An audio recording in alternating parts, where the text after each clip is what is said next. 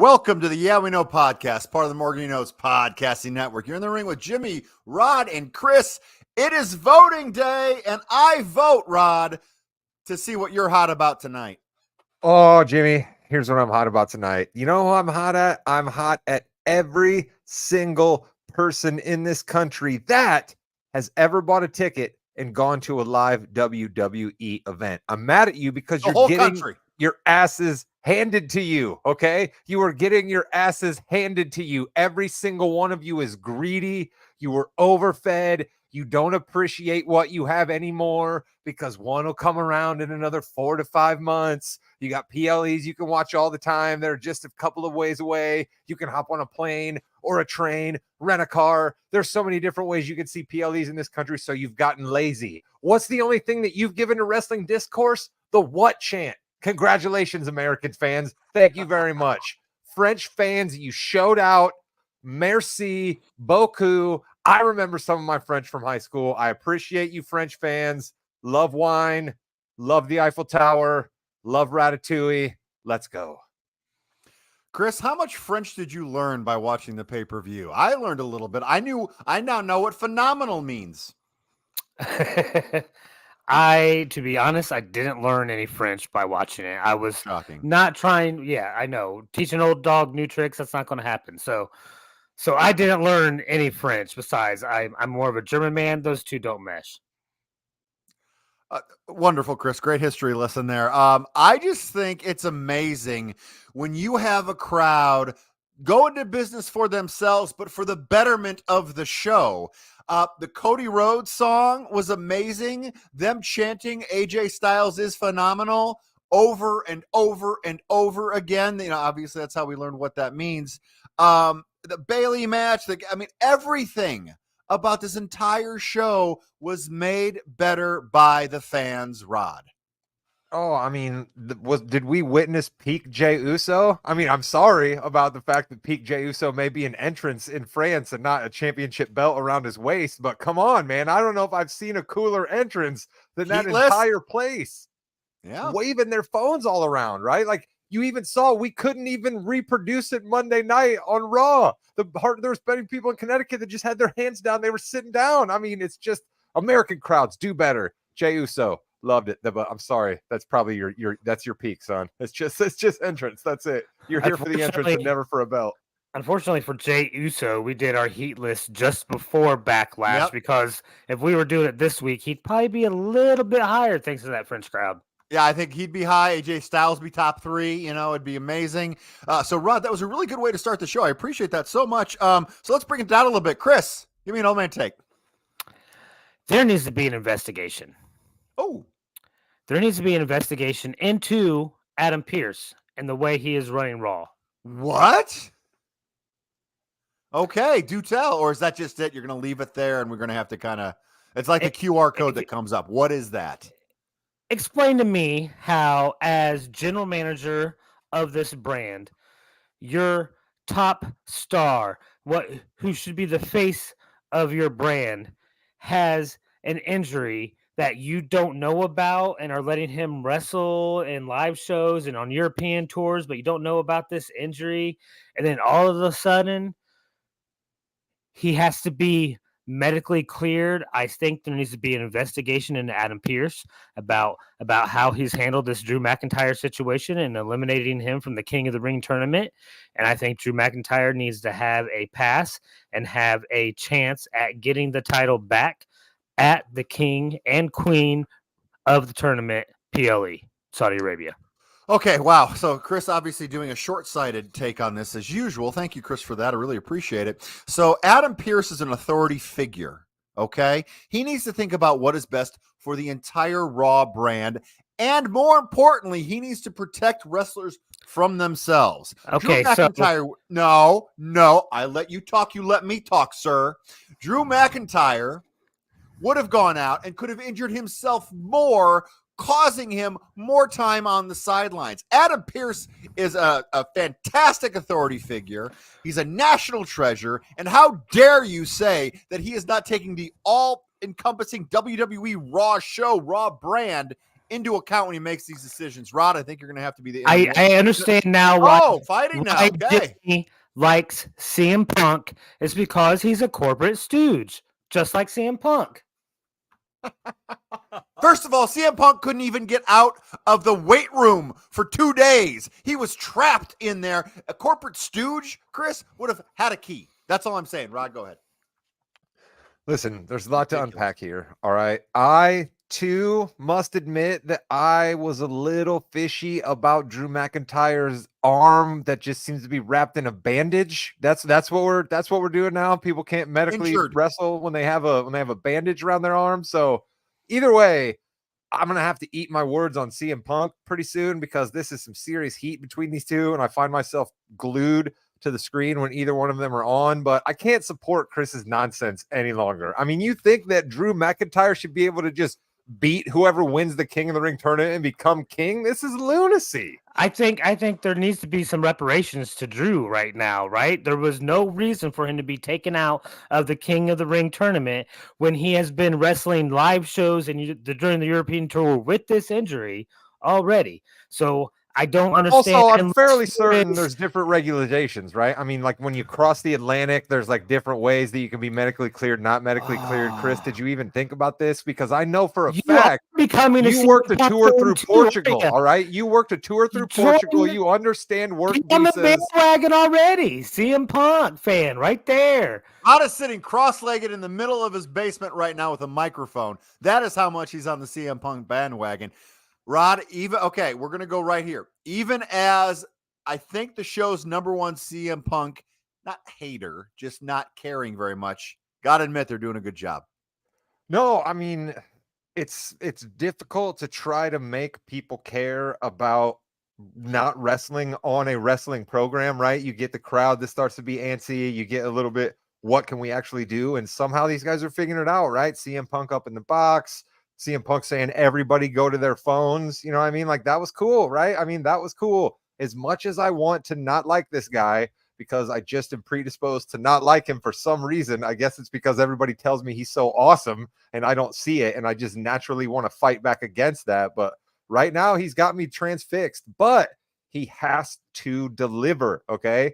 Count me on the side of skeptic. And all I know about this dude are news stories I heard over the past couple of years. And when they weren't him being in shenanigans backstage, they were him being legitimately injured during matches he was fighting. So that's what I'm waiting for, Jim, is him in the ring. Let me see it.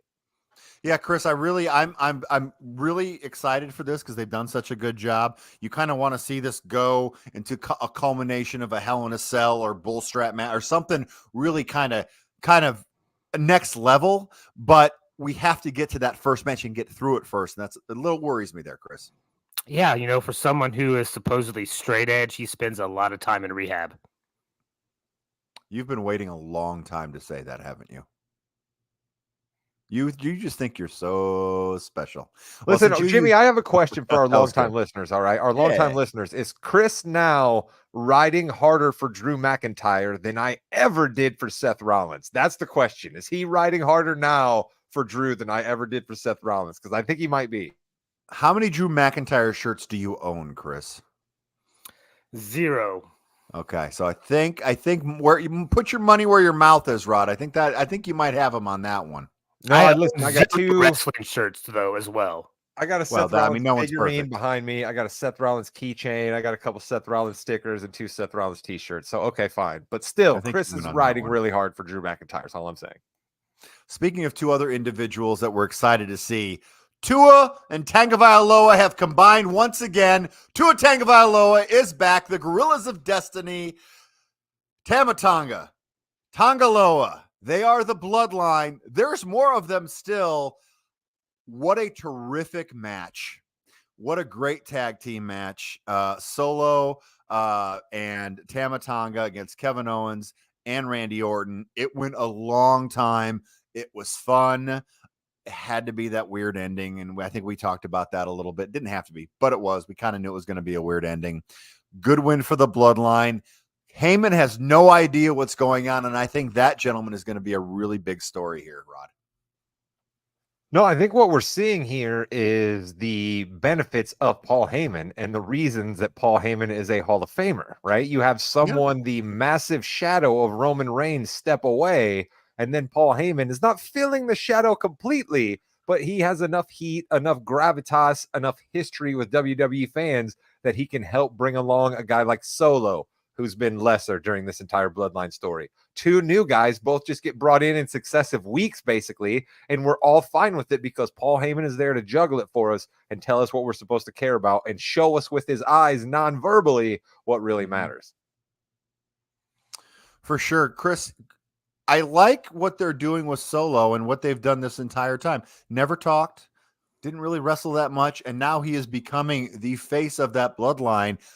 Do you care about this version of the bloodline at all? I care probably more than I normally would, but that's partly because I've been calling for Solo to take over in this role for a long time now. Sure. Some of that may have just been Roman Reigns hate, but who cares? I still called it. So yeah, it interests me. I like that type of a bad guy boss who doesn't have to talk much, goes out there, takes care of business. That's kind of what he's kind of doing. He needs to talk a little bit less for me, but let Paul Heyman do that type of work. But I enjoy this bloodline. I'm way interested to see who comes out this week. Jimmy, we got to do something about the names, though. All right, can they be the Gorillas of Destiny or give them different names? Like, because I know it's not WWE's fault that we jokingly called the first one Tagovailoa, but now that's the second one's name. So I mean, it's like it is. We got to do something about the names.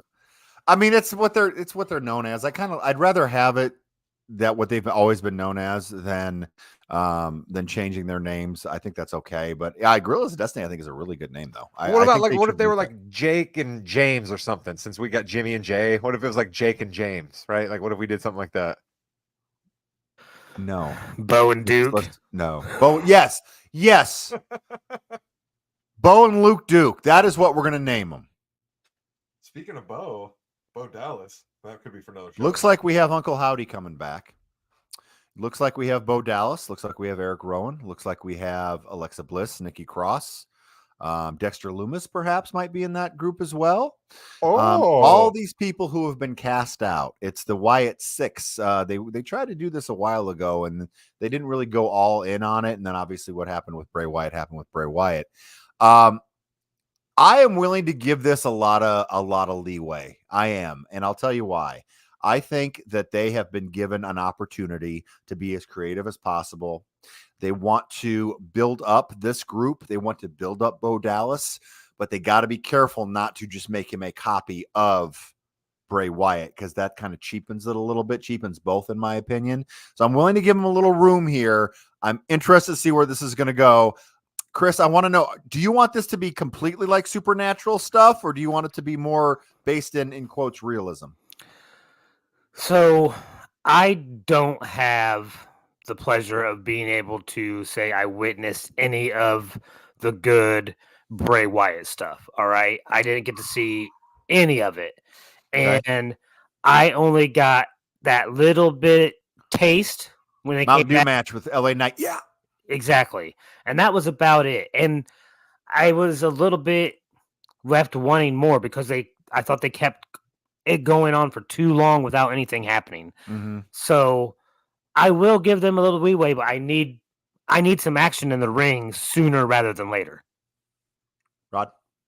Jimmy, I have a question here about masks, right? Are we doing the Uncle Howdy mask? Is he coming back as Uncle Howdy? Are we doing guys that are dressed up like the rabbit and like the other weird things that would show up in the Firefly Funhouse sometimes? Like what are we doing here, right? And I'm fine with Nikki Cross being there. That makes sense to me. I got really excited when you said my guy Dexter Loomis was going to be back and around, but I don't know if Dexter Loomis is like kind of weird, creepy, but you want to laugh at it energy is right for the Wyatt family, but I guess he could probably turn it to a little more creepy. But I always enjoyed the little more comedic side of Dexter Loomis than I do the actual real psychotic. But yeah, those eyes were always good. But I think he and Rowan as a tag team, you throw them in the tag team division, that'll be perfectly fine.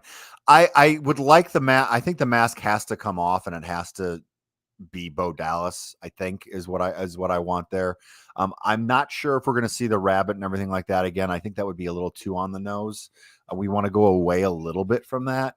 But again, I'm willing to give them a little bit of leeway, and I think when do we're they gonna see them. appear? When do they appear, Jimmy? You called the last one pretty well. So when does this one finally show and make it? Because it's got to be Bo Dallas first, right? Like we're not just gonna have Yeah, a weird rabbit show up or something. I have a feeling this is because it's weird because we've got the next couple of pay-per-views. We're in Saudi Arabia. We're in I think Germany. I think SummerSlam's a little far, so I'm thinking this is going to be on a Raw or SmackDown. Yeah. And I guess from based on the QR codes, I think it's SmackDown or Raw that it'll be on. Well, that makes sense because we're trying to birth mid carders here, right? Like, I mean, we're not looking to have somebody skyrocket out of this all the way up to the top of the card, are we? Well, I mean, you always want that. You do. I think Bo Dallas would be the one that would do that. Yeah, I think, but you're starting off kind of in the mid tier for sure. So TV's fine for that then. Well, yeah, I think that's don't okay. we have a little bit of a power vacuum as well since we don't have the iron grip on certain belts anymore? So theoretically, we could see someone make a quick rise to the top. Haven't we seen that before?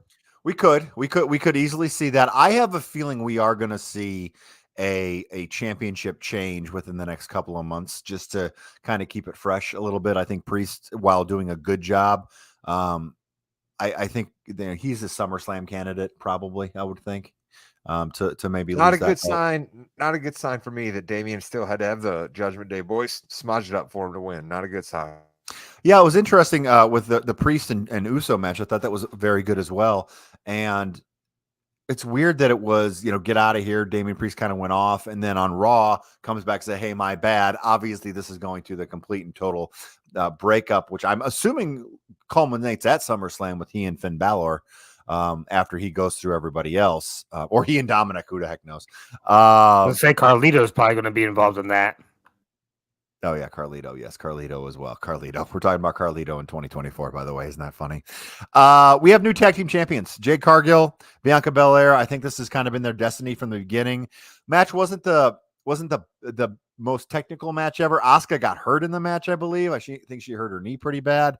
But this is where Jade and Bianca need to be. They need to be the tag team champions on television all the time, just going through people. This is fine. I like where they're going, Rod. I didn't know much about Kairi Sane. In fact, I've probably said some disparaging things about here on this podcast before, but my God, Kairi Sane, I appreciate you for getting paid to just get your ass handed to you, because that's basically what you did that entire match. I mean, a lot of the stuff that Jade Cargill was pulling off, I am now a seasoned enough wrestling fan to know that that's a bunch of talent on your end as well there, Kairi Sane. So good on you for being absolutely ready to just get wasted and be on your back and get other people over. And thank you, Kairi Sane. All right, Chris, I'm interested to hear your thoughts on the tag team championship. You guys were right. Is that what you want to hear? Yep, done. All right, next thing. Hey, Naomi, over as hell. Let's go, Naomi. Really, really excited to see her getting the props coming back, and obviously that French crowd was amazing, and it was probably her best entrance ever, and she's had some really good ones, especially at WrestleMania. Bayley gets the win, obviously. I think we all thought that was going to happen. Anything to add about the Bayley, Naomi, and Stratton match? I got to give another mea culpa here. I disparaged Naomi her first match back, and I should have realized that was just first match back rust, because she pulled off some stuff in this match. I mean, her and Tiffany Stratton and Bayley, and Bayley continues to just amaze me, right? Like her ability to make both Tiffany Stratton and Naomi look like $1 million in that match, but then make me absolutely happy as hell that she reversed it at the last second and kept the belt after I did nothing but hate her for a year and a half is supreme talent. So go ahead, Bayley. Oh, and finally, Cody Rhodes, AJ Styles. Chris, please tell me now you appreciate AJ Styles for who he is and what he does. I never have said I didn't appreciate AJ Styles. I know, but as you've said multiple times, I haven't seen the AJ Styles. I haven't seen the Bray Wyatt. I haven't seen this person, that person. Okay. Now you saw it. I was about ready to say that was phenomenal. Phenomenal? All right. Yeah, we get it. It really, and we're going to give it another hats off to the crowd. All right. Having a live crowd that into a match, and they did it the whole PLE, right? But into a match that much keeps you as a viewer at home into the match that much more. So how could you not just love it? It was pretty sweet, Rod. And I know that in the pre-show scrum here, we talked a little bit about just what AJ Styles can do and who he is, and that's such. Cody Rhodes, obviously excellent as well, but AJ Styles needed this, I think. Like my journey with AJ Styles is like I kind of knew of him, right? Like I had enough connection to the wrestling world even when I was out that like certain things would happen and I would know about it, much like the Undertaker streak, right? Or much like Brock Lesnar, or some of those things that would pop into the headlines. And AJ Styles is a guy that I started hearing involved in a couple of those, right? I heard about this thing called the Boneyard match that happened during COVID times, right? And I got sent that to me. And when I came back to the WWE, I was like, all this guy does is wear a hoodie and walk out with this big, huge guy, Omos, R.I.P. Omos. He should be on a milk carton right now, by the way. Where's Omos? What's he up to? But so I didn't know what the deal was with AJ Styles. Then he gets these guys back and the whole Bullet Club and all that stuff. Again, that's a little beyond my head. I know that he's got this cred from the Japanese days, but it doesn't mean anything to me. He doesn't look all that great into shape. I hear he's injured, maybe, but he's still wrestling. He doesn't look great. And then bam, all of a sudden this match in France happens and all of it comes together. Shout out AJ Styles. Honestly, he could have won that match and I wouldn't have been mad. It's pretty cool. Yeah, you missed his run as champion, and he did a really good job on SmackDown. He was a very good heel on SmackDown as champion. I want to hit a couple more things before we go. I know we're running a little later here, but that's okay. It's our show. We can do what we want. Rod, you're going to get it, dude. You're going to get it in the final four. You're going to get Ilya Dragunov and Gunther, and it's going to be a match that people will never, ever forget. Chris, I wish I were you right now. You have no idea what to expect, Rod. How excited are you for that? That Ricochet Dragunov match was awesome. I was just excited for that match, dude. Like I knew that Ricochet and Dragunov were going to tear it down because Dragunov is one of those guys that to me is like Gunther. You're not going to have a bad match with this dude. You just can't. He's insane. He's always moving. He's willing to do anything. You know what I mean? Himself a brain buster on a soup. I mean, he almost killed himself on a move. Yeah, that's what I mean. He's insane. The intensity just pours out of him. You know what I mean? It's like when him and Gunther get together, it's amazing because I thought Gunther killed Sheamus a couple of times in that match. So what in the world is it going to look like when he starts pounding on Dragunov, who's half Sheamus's size? Chris, what did you think of the match? I loved every second of it. All right. Been a Ricochet fan since I first saw him wrestle. All right. So I was already excited. I had heard you guys, of course, talking about this Dragunov dude. So I was excited to finally see him wrestle, and they did not disappoint. I really kind of thought Ricochet was going to win, but hey, I'm glad for the curve on my end. I was surprised. Great match. I'm excited for the next. I do think this is really Gunther's time, though. Oh yeah, yeah. I think Gunther. You're looking at him. You're looking at him winning it all. I think this would have been a great final. And if it was a finals, I actually might have picked Dragunov because what better way to get somebody off to a hot start than beating Gunther? Because he can still lose. Gunther can still lose again, and that would be okay. But I'm pretty excited about that. And moving forward, we've got some pay-per-views coming up. Jimmy, am I wrong to say that it seems like they're trying to legitimize the King of the Ring a tad bit more this time around than maybe the last time when our champions were Xavier Woods and Zelina Vega? I think so. I've always wanted, it's such an easy thing to do to make the winner of the King of the Ring go on to SummerSlam to face the champion. I mean, that's easy. And it bridges the gap between Mania and SummerSlam. Now, obviously, we have another big one coming up in Money in the Bank as well, which will be amazing because that always is. But it does bridge that gap, and I really appreciate them trying to move into more of a little prestigious role with that. But it just seems like we have better people involved in it. You know what I mean? Like Gunther. Yeah. Like the last time around the King of the Ring, a guy at Gunther's status wasn't going to get involved in this. They just put main event Jey Uso in the King of the Ring tournament. You know what I mean? McIntyre was going to be in it. You know, I mean, it just seems to me that like they have bigger people this time around. Chris, how excited are you for the rest of the King of the Ring tournament? Listen, I have said from the very beginning of you guys inviting me on this show that I do like, not just like, I love these types of tournaments. All right. Give me guys going up against each other to move on to become this number one contender and go for the belt. You can be a new fan jumping in this week and be like, oh, here is a tournament of these guys. Then whoever wins gets to fight for the belt. Oh, I don't have to know any of this additional backstory. I can follow right now. Let's go. I love that. And with that, you've been listening to the Yeah We Know podcast, part of the More You Knows podcast network. You're in the ring with Jimmy, Chris, and Rod. R-Truth, my man, I love what you're doing, but like, let's calm down a little bit, right? We're maybe going a little too far, right? Maybe a little too far. We're bringing in Dan Hurley. We're fighting college basketball teams. Come on, R-Truth, mixing up the cities and mixing up other wrestlers, but thinking that you can wrestle an NCAA basketball team, maybe we're pushing it too far. Let's not jump the shark.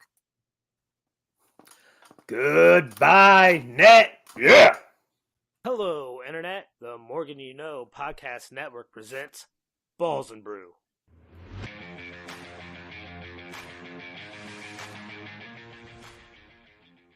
Hello, ladies and gentlemen. Welcome to the flagship sports podcast here on the Morgan You Know Podcasting Network.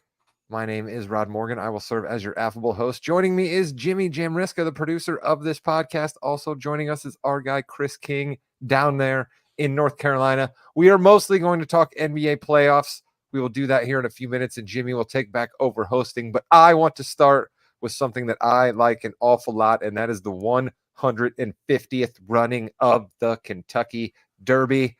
Jimmy, we just had a wrestling show. A big wrestling announcement was made during the middle of the Derby coverage. Just wonderful synergy there between NBC Universal and the WWE, wasn't there? So amazing. I didn't even watch it. It's great. I'm sure the horses ran around the track and everyone did well. Oh, Jimmy. So you didn't see the big Triple H promo for WrestleMania being in Las Vegas. You didn't see the closest finish of Derby horses in quite a long time. I saw the picture. It was a nice picture. Yeah, we kind of thought it was going to be in Vegas because I guess everything's going in Vegas now with UFC and WWE. That'll be fine. It'll be an amazing weekend, and people will. It'll be an interesting weekend in Vegas. Chris, are you excited for Easter Sunday? Also 420 in Las Vegas, WrestleMania. Hit them all, baby. Is Riddle coming back? That's what I want to know.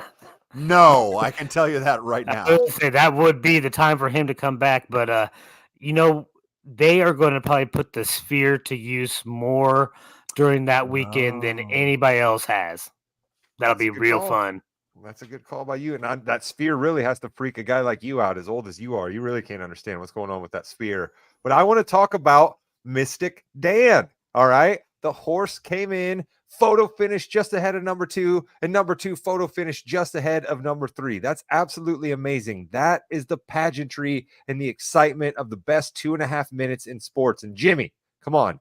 Next year, I know you got softball and you got all these other, and you got, I mean, I know you're a busy man, but come on, 2.5 minutes, Jimmy. We can carve out 2.5 minutes to watch the ponies run next year. We should do a live. Well, you have too much fun on that. I think you need to not work during that 2.5 minutes, but I'll watch it every now and then. Yeah. But I was on the third baseline, watching our daughter go, I think 3 wins in a row before losing in the championship game. It was a long day, but a good day, I guess. All right, there you go. Then I suppose that's okay. But I was excited for the Kentucky Derby. Shout out to NBC on their coverage. Mike Tirico does an absolutely fabulous job. Eddie O and all the other horse handicappers on there. Randy Moss, the guys, they just do a great job. The ambiance.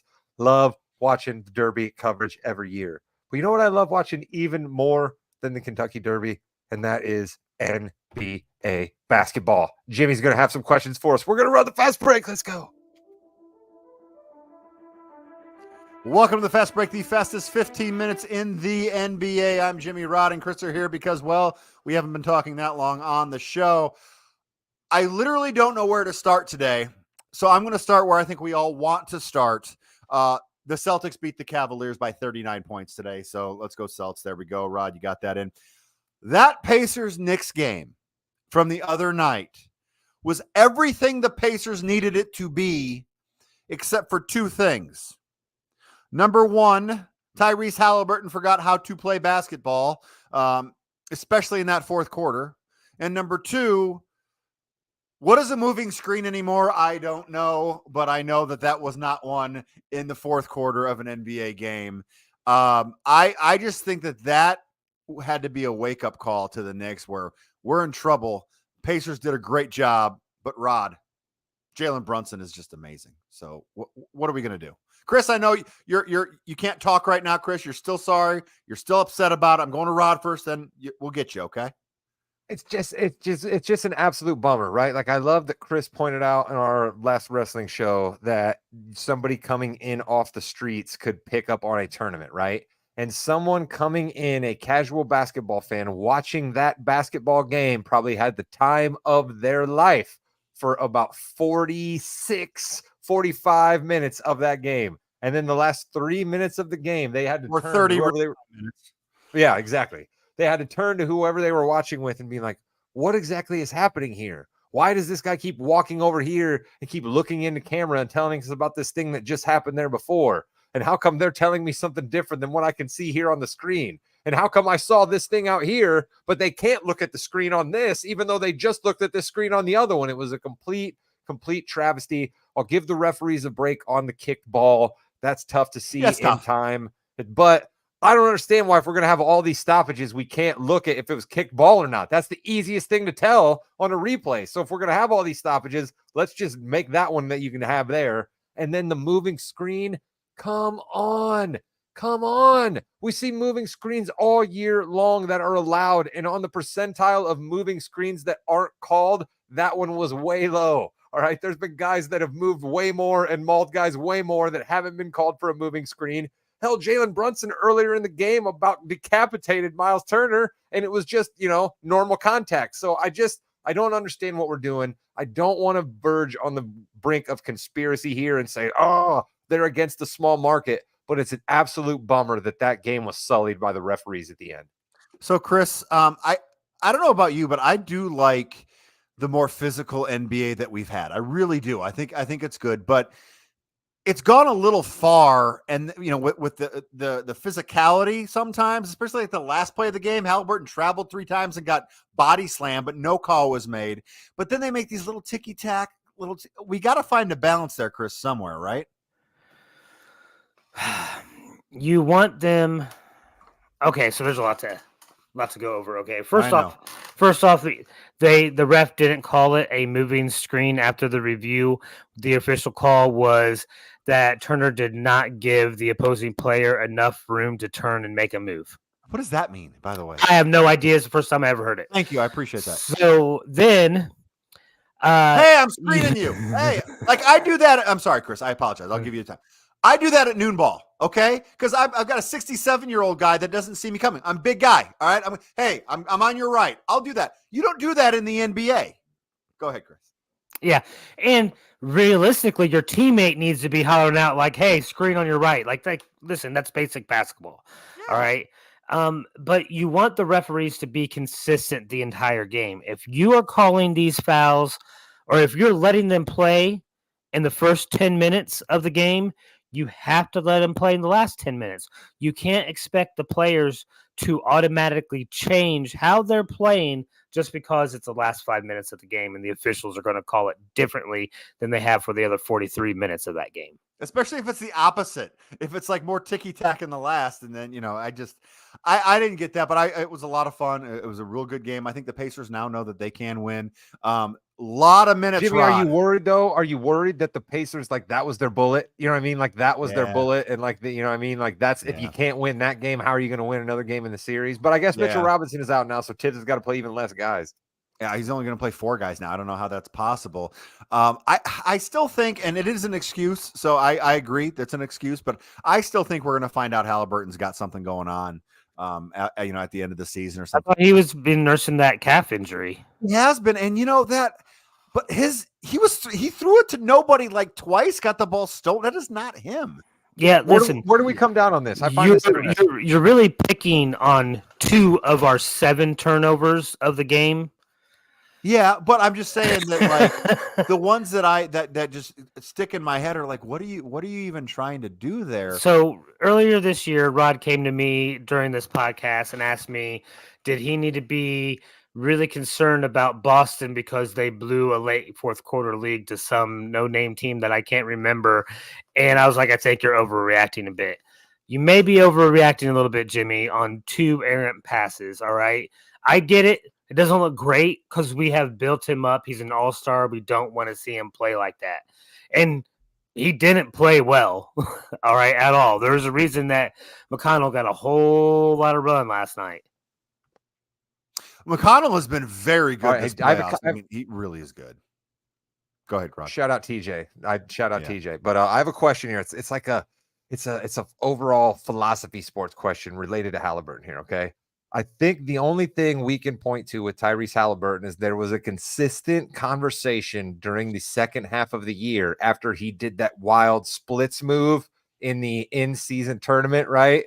About his hamstring and having to nurse that. And then they made it a point of telling us Tyrese wanted to come back and play the minimum 20 minutes a night and play the minimum 65 games so that he could make one of the 3 All-NBA teams and get the bonus. Now, my question to you is, as a fan of the Pacers, do you say to yourself, yes, Tyrese, get yourself all that money? Or do you say to yourself, hey, maybe Tyrese, let's go ahead and just sit out and miss the 65 games this year. It's better for the overall team, and maybe you can make it up on the back end. What do you say to yourself as a Pacer fan in that situation, Jimmy? I found that interesting.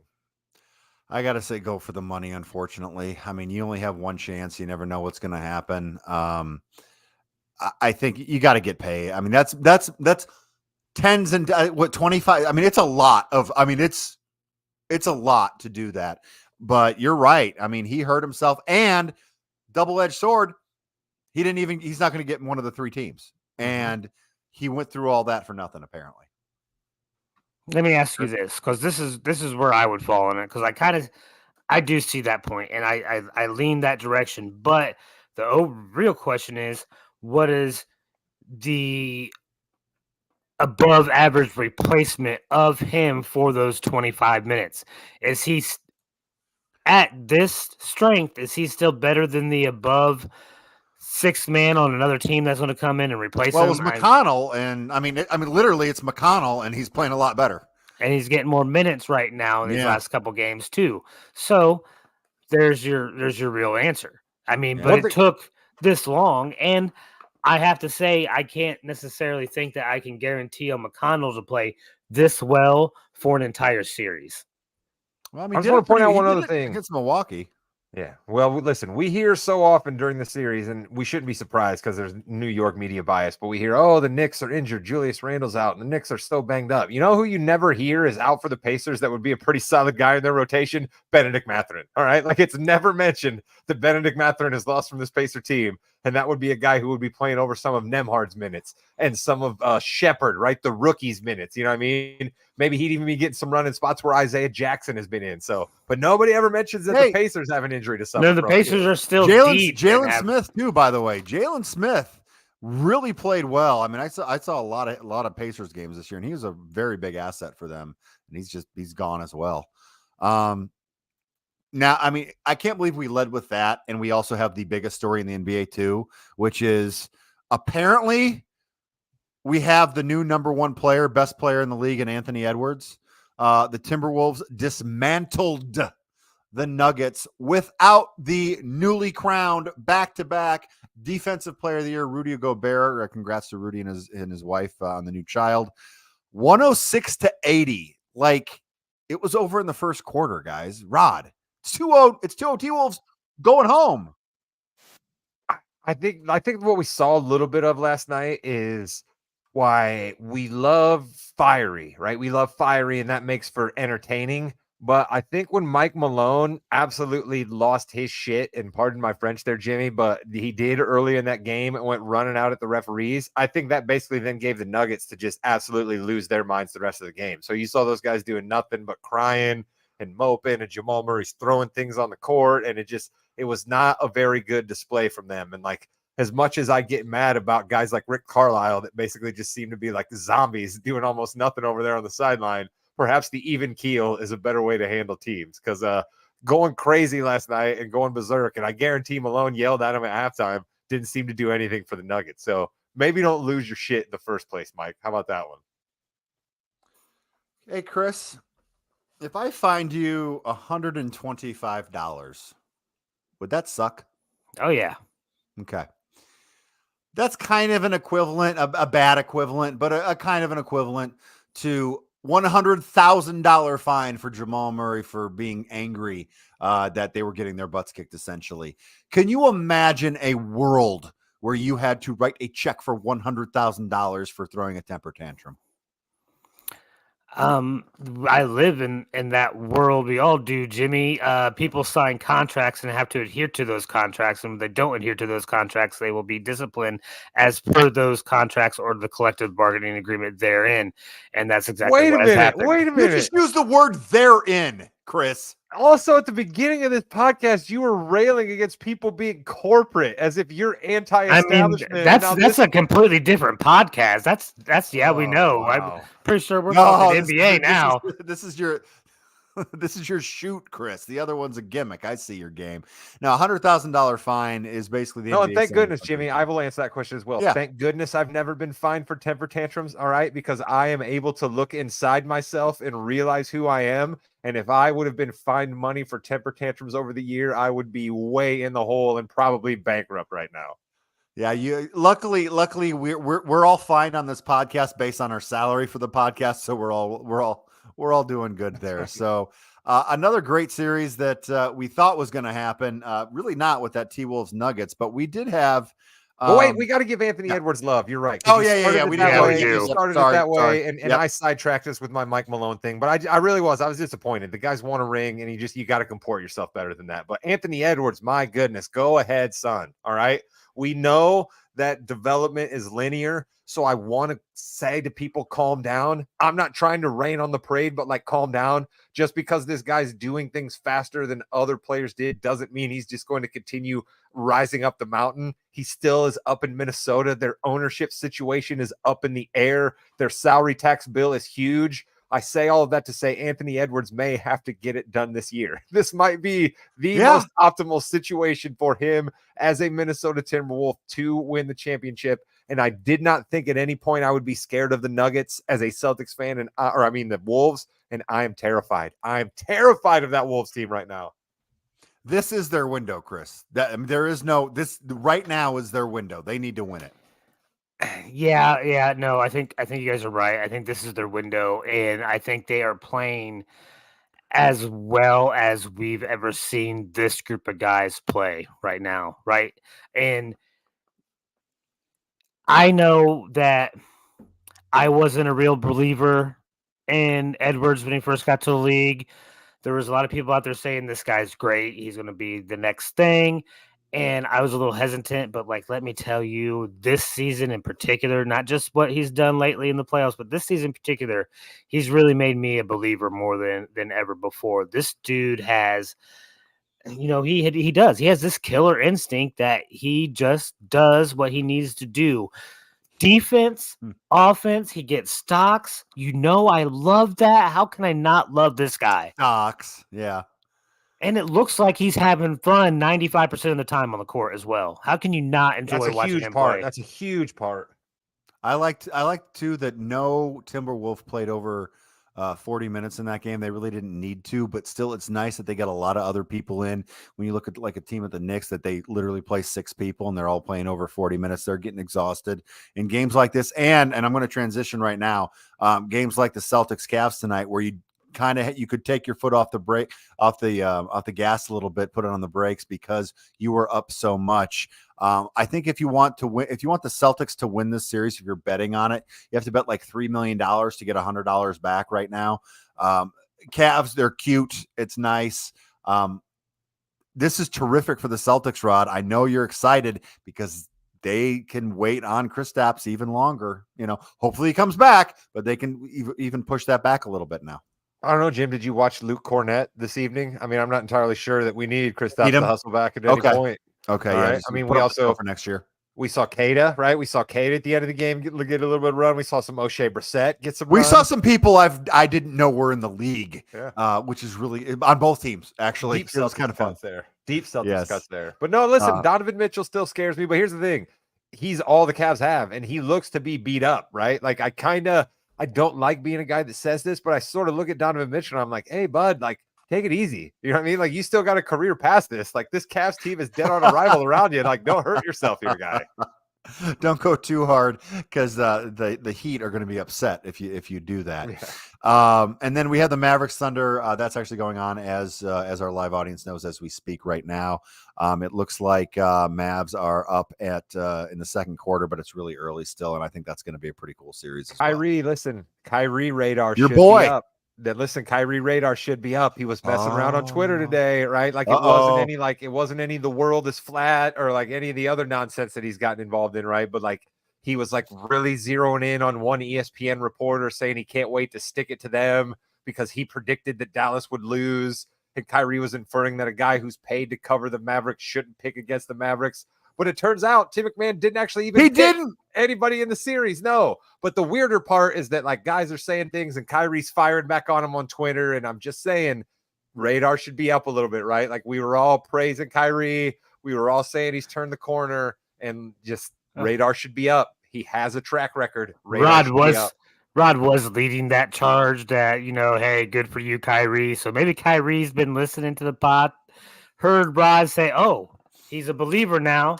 I can let loose a little bit. Well, we never know what's going to happen in the NBA. And next week at this time, Kyrie could be suspended. The Nuggets could be up 3-2. Anything can happen for sure in the NBA. Really appreciate everyone listening, our live audience. Thank you very much. This has been the NBA Fast Break on the More You Know Podcasting Network. Hey, listen, I want to say something else here real quick. Jimmy just said thanks for listening. We absolutely appreciate that. But I want to say give us a comment, right? And normally what I say is to give us a comment is to help people find this podcast. I'm not going to say that this time. I'm going to say do it for me. I want to see someone put a comment up there and say something nice about this podcast so I can feel good about the work that we are putting in every week, all right? Don't do it to get other people to listen to this. Do it for me. I'm selfish. Goodbye, Internet. The second I end the stream, someone's going to put a comment on, and it's going to be fantastic.